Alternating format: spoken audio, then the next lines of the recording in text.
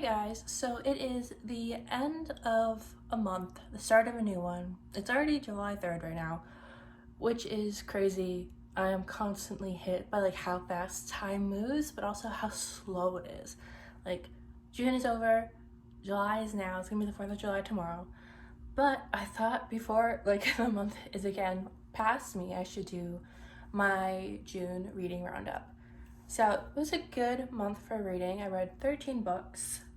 I started this month in Germany, then I was in Pennsylvania, then I was here in Maryland, and I'm gonna be leaving for Pennsylvania again in like 2 days.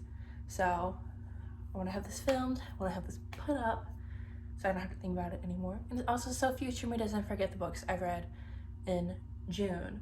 So a lot of these, I think I read like half of them when I was in Germany and then half of them when I was here in Maryland.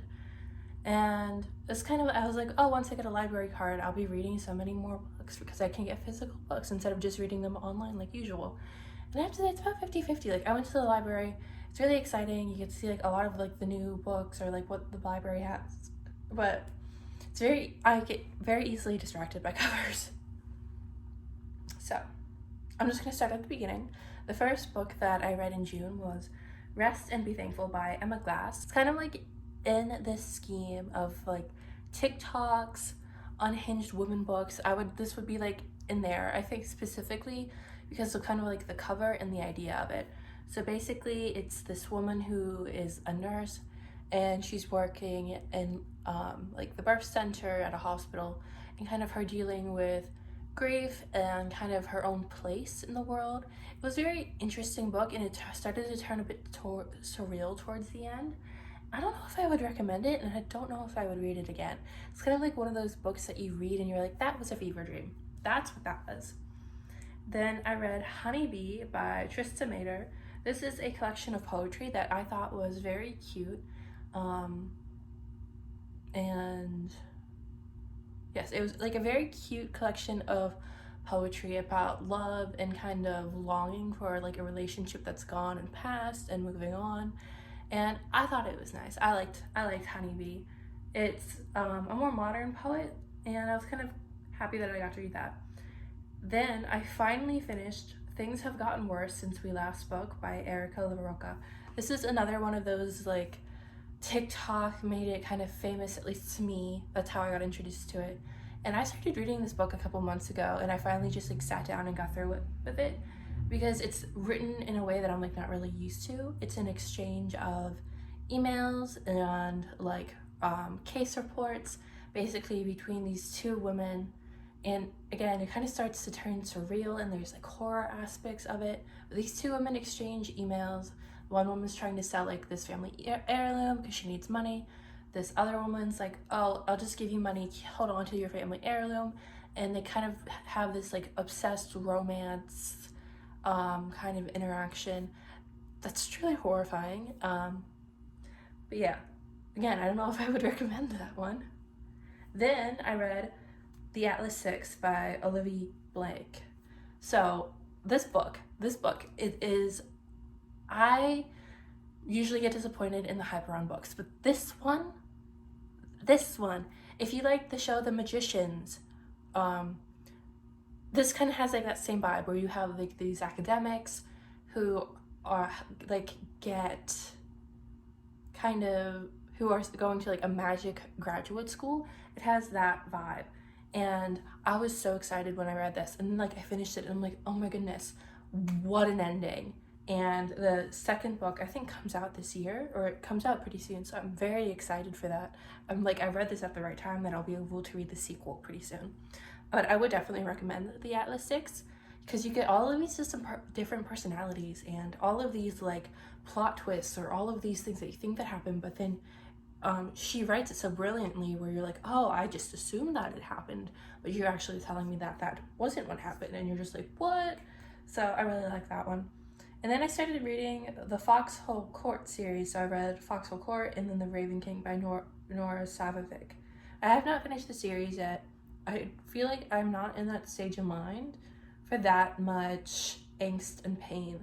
So the Raven King series is about these boys, young men who are playing the sport at like a college, and kind of about like the violence of the sport. It's like there's like the violence and the history around the sport, and then the relationships between the characters, and kind of about like found family and belonging. But I would check the trigger warnings. It is a crazy series, but it's addicting in it, and I haven't finished it yet because in some ways I'm like, I want to know what happens, but I'm also like, if I don't know what happens, then we're ending it on a good note, so I'm not too upset. And after those two, I read Black Canary by Alexander Monnier.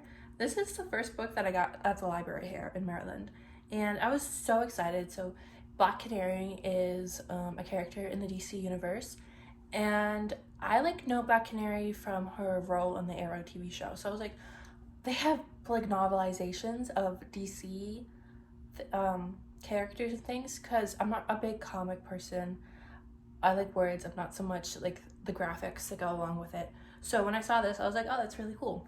And basically, Black Canary is following Dina Lance in Gotham with the city taken over by the Owl Court, and women somehow are not allowed to sing, and music's kind of like something that's only for men.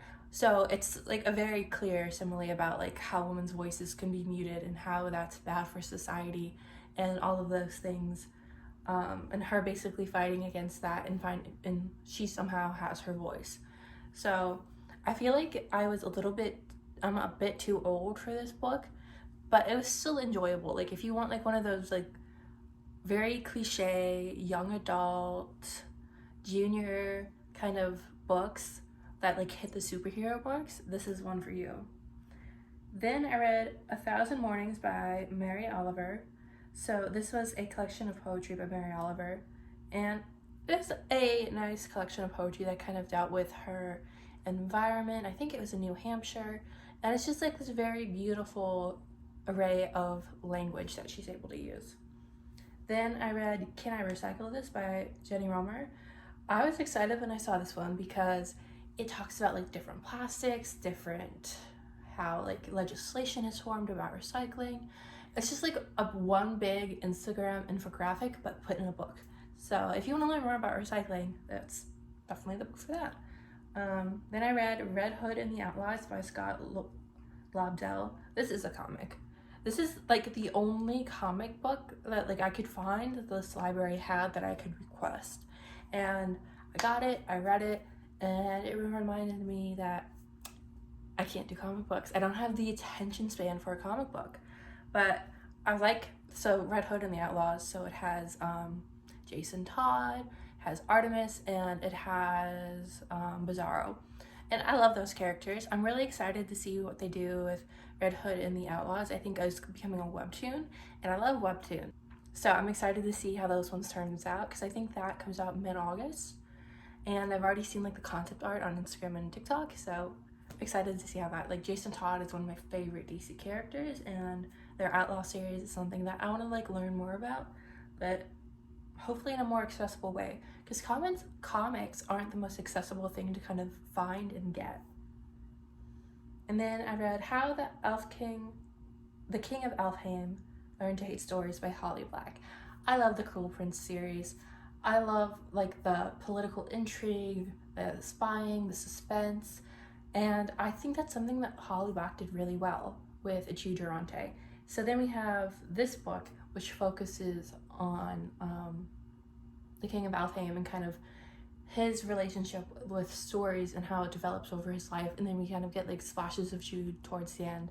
But it was just like this really nice thing about how storytelling can affect someone as they're growing up, but how those stories can also change a person, but how this person could also change the story when their relationship with narrative and kind of who they are as a person changes throughout time. So I really liked this. Then I read the selected poems of Federico Garcia Lorca, introduced by W.S. Merwin. I loved his poetry. Lorca.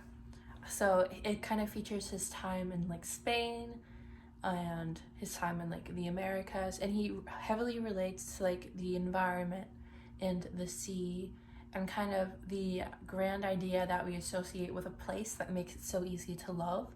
So like how he talked about Seville, how he talked about Barcelona makes me want to like go there. Like I was reading his poetry and I called my sister. I'm like, okay, we need to be in Seville, so we need to figure that out. We need to figure out how to do that. And he kind of makes these places romanticized in a way, but in a way that you can actually like feel the depth of the emotion. Like I already feel like I have a connection with Seville, with Barcelona, with Cadiz, versus like places I've been because I hadn't read poetry about them, and it's making me like want to in the future read poetry about the places that I'm going to be going. So those are my 13 books that I read in June. I think my favorite book that I read was The Atlas Six by Olivia Blake, just for like the pure giddiness that it gives you of like, wow, this universe, wow, these characters, wow, this dialogue. It's just one of those books that make you realize how incredible people can be at telling a story and how they do that well. So I would definitely recommend that one, and I would definitely recommend checking out Lorca's poetry. Thank you guys so much for watching, and I hope you had a nice month of reading. I'll see you at the end of July, start of August. We'll see how I end up filming. Okay, bye.